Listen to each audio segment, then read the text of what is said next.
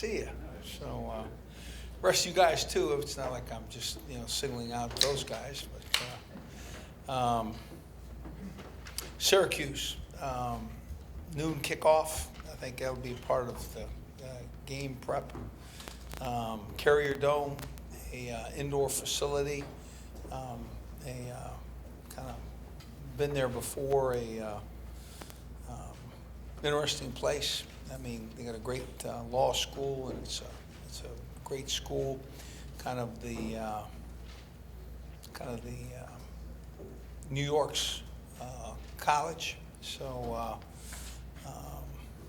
it'd be a great opportunity for our guys to go east and experience a very quality opponent. And being been there myself, be a great challenge for us. The Auburn game felt like our offensive line played dominant. Felt like we didn't have a lost yard in the day. I don't know that I've been around one of those, but Dahl Alexander was named the SEC Offensive Lineman of the Week. We rushed for 411 yards, an 8.6 yards per carry for every back. And really proud of offensively how they played. Very physical. Wide receivers blocked. Tight ends were very strong. Fullbacks made their plays. Backs made their cuts. And quarterback continues to improve. Does the things that we ask him to do.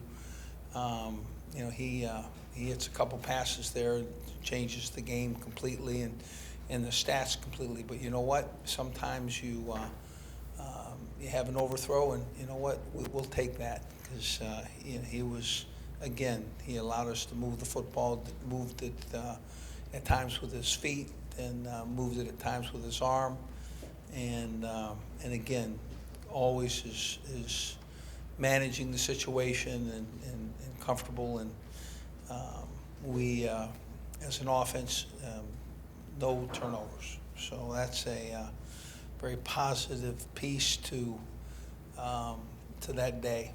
The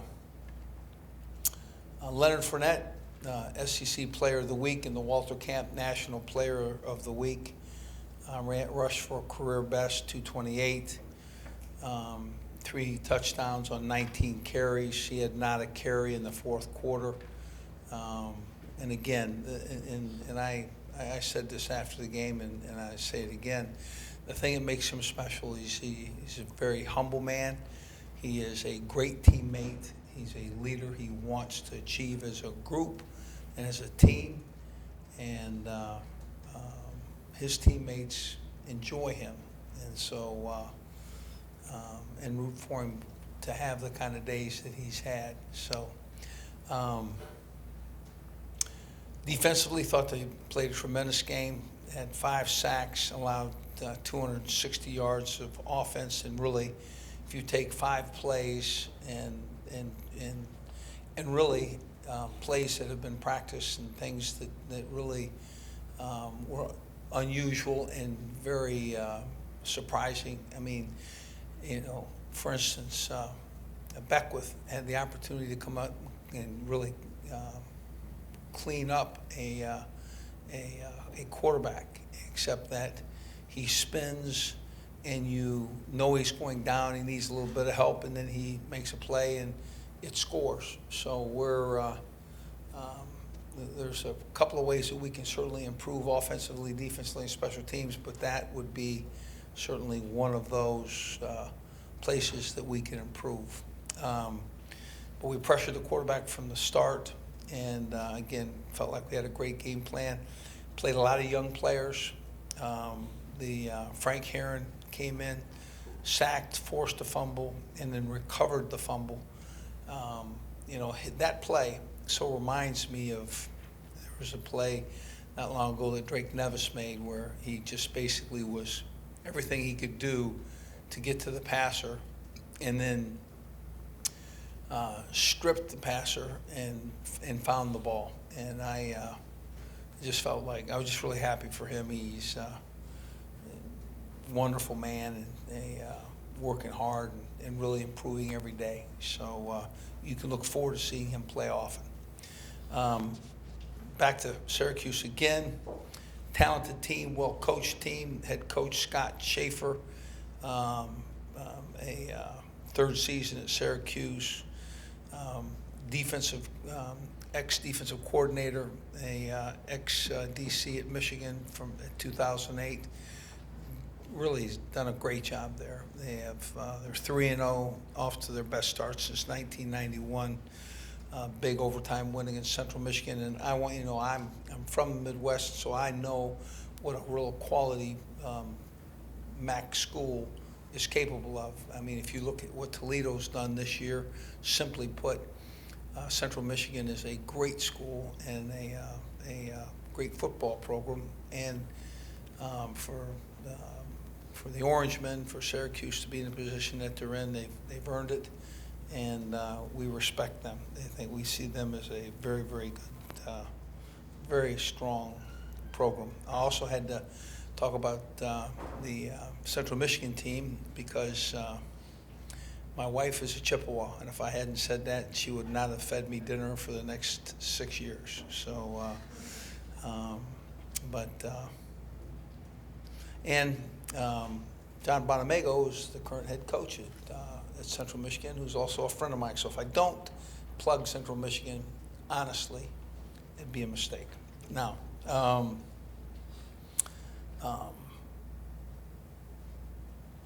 playing in their fourth straight home game and the Carrier Dome, we would expect that the crowd would be their biggest, their loudest, that the environment would be what we're used to, aggressive away stadium that benefits the home team, and one in which we have to fight to make sure that we play well. So they're offensively, they're averaging 35 points a game, 374 yards, 200 yards rushing, and 165 yards passing. Quarterback Eric Dungy suffered a concussion in the Central Michigan game. We don't know of his likelihood for the game. Sophomore Zach Mahoney came in, really led them in their game-winning drive. Very mobile and moves his feet, can throw the football. Real quality quarterback, it appears to me. And on the day, in that game, they were 428 yards on offense, 5 touchdowns, and 21 for 36 for the last 3 games, I should say. This is a running back, Jordan Fredericks, top rusher with 197 yards and 2 touchdowns. Defense has allowed only 14 points per game, 334 yards per game, 47 yards rushing, and 287 yards passing. They've gotten 9 sacks. They've forced 9 turnovers in 3 games.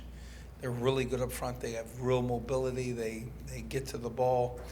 It'll be a challenge for us, and one that certainly will look forward to preparation. The key for us is to recognize that we're in a good position, and that position is going to depend on how well we prepare for Syracuse and how well we play Saturday in New York. So, and that our football team has to get that. If they do, we're in good shape.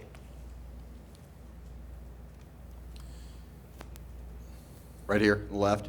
I don't know what you guys finished last year, but so far in the red zone, 7 for 7.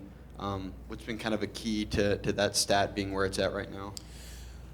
Well, I think better teams, score in the red zone, tight zone. I think we're a team that can run it in those situations, and I think we're also diverse enough to, be able to throw and run, and so we give the opponent's defense a number of issues to deal with: mobile quarterback, a quarterback that can throw it, and a running game that we can put some big men in front of you and block you. So,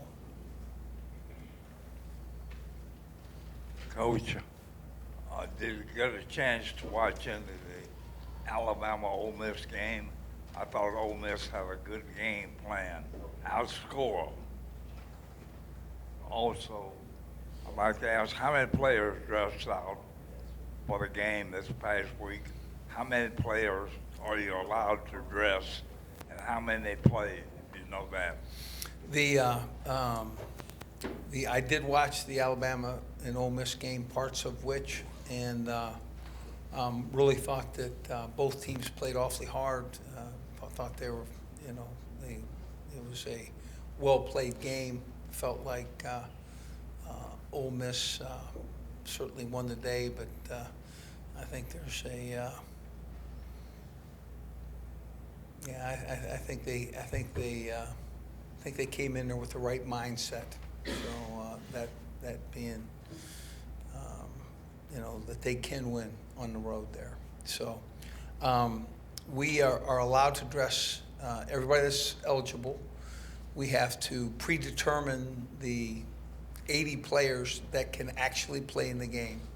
So in other words, we could not play all 120, 119 guys that we dress, but we can play that predetermined 80 that we have to turn into the conference. So, and we do so. Hey, Coach, it's obviously very early in the year, but just what are your thoughts on the Leonard Fournette Heisman talk? And obviously his teammates seem to be all for it because they believe he's such a great person and player. Yeah, I'm for national awards to our players, and I think Leonard is a good person and somebody who could easily be considered for a number of national awards. That's not my focus, and I think our team recognizes that if we have success and continue to do the things that we're capable of doing, there'll be a lot of national awards really sprinkled throughout the team. And Leonard would certainly be, if not the first consideration, maybe the strongest consideration. And if I could ask a follow-up, were you aware that he was tipped off that he was closing in on the single-game rushing record at LSU, and he wasn't really interested in doing that? Well, I have to be honest with you. I did not know that, but the point is with a season, in front of us, I don't know that I'm going to put him back in in the fourth quarter of that game anyway. Okay, playing a very quality opponent and very physical group of men, and I kind of like my running back healthy. Les, Deion Jones out the first half. What's the plan at linebacker with him out?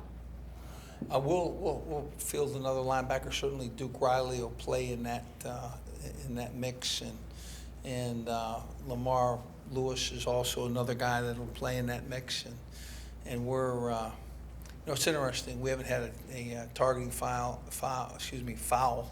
in 3 years, and which is the length of time of the rule, and we've coached hard against it, and we've worked hard against it, and it's a pain to have a quality player standing on a sideline, but I think it's a quality rule, and I'd want that rule enforced as it was. And Dylan Gordon, his update on his injury? Yeah, I think he's day to day, or he's not that serious. I think there was a point in time where we kept him out, where he may well have been able to play, but I don't know the severity, the actual severity of it. But we're operating very cautiously. Would you expect him to travel? Yeah, I think we would expect him to travel. To your left, Coach.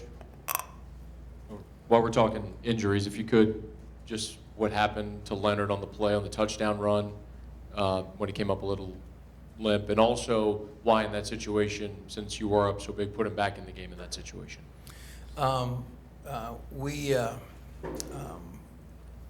think he put himself back in the game, to be honest with you, on that situation. But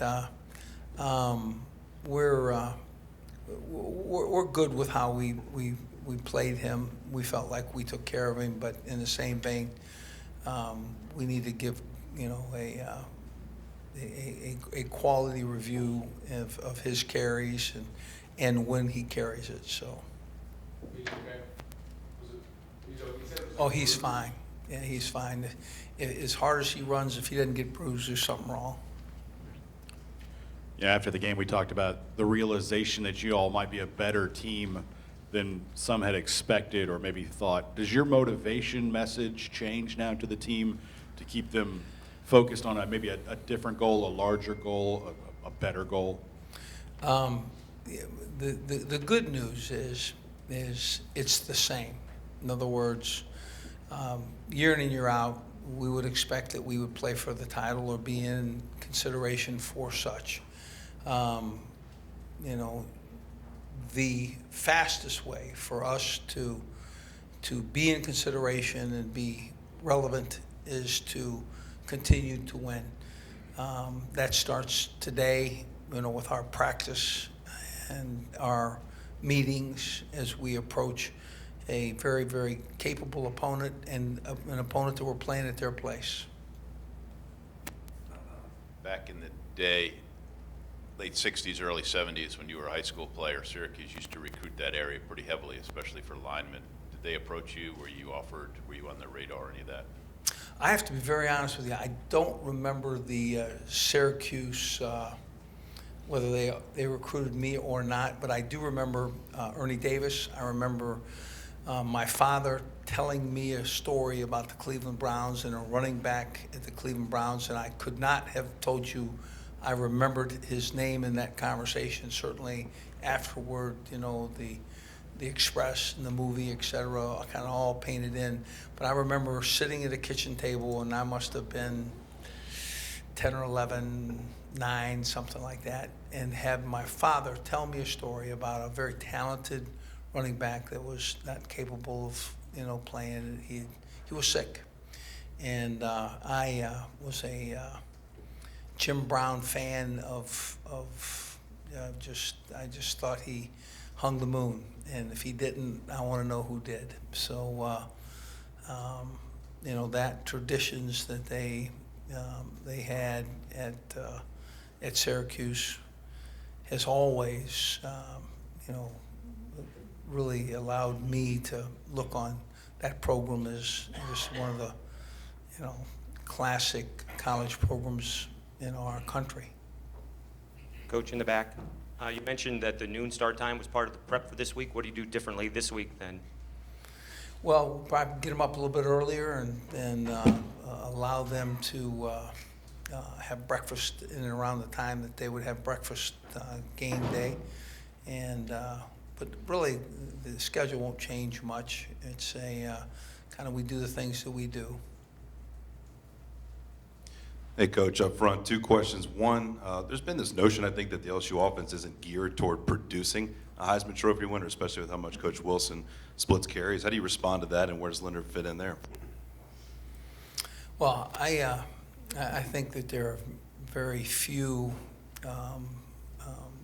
people that can point at a guy in his freshman year and say that this is the style of offense that'll make you ready.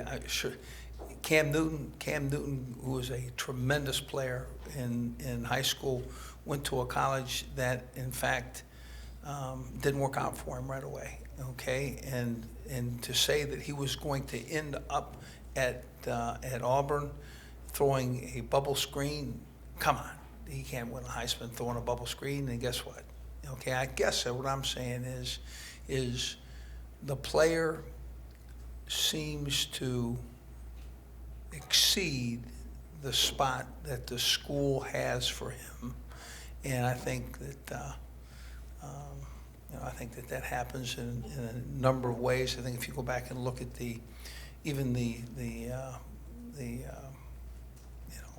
for instance, Desmond Howard. Desmond Howard was not just a receiver; he was a punt returner, a kick returner, and a reverse runner and a guy who touched the ball and made things happen, right? And so I think that to tell me that Michigan's offense back then was suited for a Heisman Trophy, I thought it was. Absolutely did think it was. I think we absolutely have one as well. And so, and to be honest with you, I think the player so much determines how you use them. And then one more, Maya Tahuma with his first start. How do you grade out the way he played at left guard? I thought Maya played well. Hey, Coach, staying Elaborate. with the offensive line. Well, I'm trying to give as good a one-word answer as I can. I thought Maya, for a freshman, played extremely well. He's got quickness and he moves his feet and has, ability to use his hands. So, yeah, I think he's a quality, addition to the line. Over 400 yards rushing. What impressed you about that offensive line's performance, not just based on the production, but also the way they really seemed to dominate the other opposing D-line on Saturday? Yeah, they wanted to play, and they wanted to play in a way that this conference could see that there was something going on at LSU, and you heard it come out of their mouths. It's what they wanted to have happen, and they were satisfied at the end of the day, and at the end of the day only. That's thinking back to your experience when you were at Michigan with Desmond and did it become difficult not to, when you guys are planning a game plan or in the game, did it ever become difficult not to think, well, we need to give him the ball so that did it ever enter into any kind of discussions at all? The national award never did. Again, it had nothing to do with, but basically, you wanted to have Desmond Howard touch the ball. I mean, we wanted to go down there offensively and see at least 10 touches, and then we wanted to figure that he would get a kick return and a punt return, or 3 or 4, and so then the opportunity for him to do the things that he was capable of doing were there every Saturday. And to that end with Leonard, you were hearing about this last year. This year you've had Dante, Darryl back there. More of a conscious decision to give him more touches, running the ball and catching passes potentially? Yeah, we figure he'll have plenty of opportunities to show how well he runs the football in our offense as opposed to special teams. Although I'm not taking off the board in any way the fact that he might step back in there and return one in a key contest that we needed him. Hey Les, after the first game, there was a lot of commentary about how LSU needs to throw the ball more to be effective. After this game against Auburn, do you just feel like saying, I told you so? Or is the result, and I told you so in and of itself? Now, I have to be honest with you. I don't operate in I told you so's, I swear. I do operate in my team's achievement and their victory and a team victory. I think there was some enjoyment by the defense when we maintained the ball well in excess of our opponent, and I think you'll find that when we go to throw the football and we're hitting it like we're supposed to, that we'll throw for a pile of yards and make some big plays. But again, I think it's the week and the time, not necessarily by design. I don't necessarily think that you can just come out there and say, when you have talented running backs, we're just going to throw the football. I think that they had best recognize that we can run the football, and then we should have opportunities to throw it with advantage. And how about just the opportunity to take the show on the road, as it were, to have LSU showcased in an area of the country where you guys normally aren't? Yeah, I think it's going to be fun for our guys. They tell me that the weather's going to be good there. They say it's going to be nice and cool, which will be fun again for our guys. And Yeah, it's, haven't been to New York with an LSU team before. It'll be certainly an experience we'll look forward to. Les, Colin Jeter, tell us how you found him last summer, and then what he kind of brings. He seems to be very versatile, blocking and Yeah. catching. Yeah, he came. There was the postgraduate camps. In other words, those guys that had already graduated from high school and or were in that piece where they could be immediately eligible, from a junior college. And so we looked at a number of guys, and Colin Jeter stood out, and he caught balls and seemed to have height and strength, and we figured that at some point in time that he would really continue to develop and continue to get bigger. And 6'6", 240 plus, probably is where he's at right now, and good ball skills, and he's a very good blocker. So we kind of recognized that and offered him grant and aid, and he accepted, and he's on our campus today. Les, Leonard's averaging 190 yards a game, but the other running backs plus Brandon are averaging 130-something yards per game rushing. Talk about having the depth outside of your number one back and a quarterback who can run the football. I think guys carried the ball 6 times for 45 yards. I think Darrell Williams carried the ball 8 or 9 times for 47 yards. Again, I think we have some elite backs, that can shift the burden of carry off of Leonard to freshen him up when need be, and then we have a mobile quarterback, and that's always an issue with defenses that want to come up the field. If this question's already been asked, I apologize. I don't hear too well in here, especially without my age. And some of you guys don't talk into the microphone, you talk at it. But will your practice routine change this week? I mean, you're playing in the morning. Are you going to practice in the morning? Are you going to practice indoors? Are you going to wait till you get up there? I'm sure you have work out there before the game. Yeah, we've given thought to those things.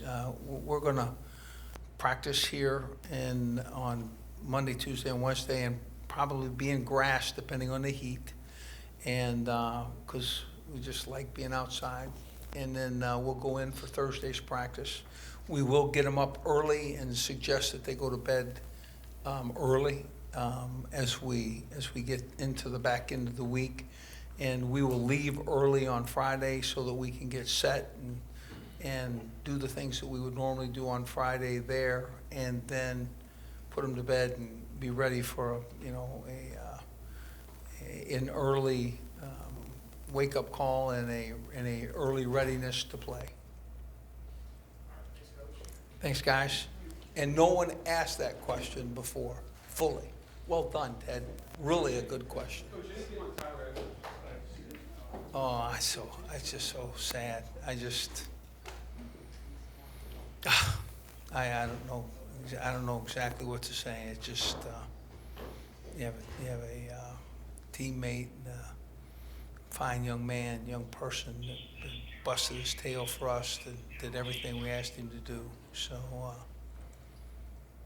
I don't know the specifics. The only thing I know is that he is no more. So, thanks.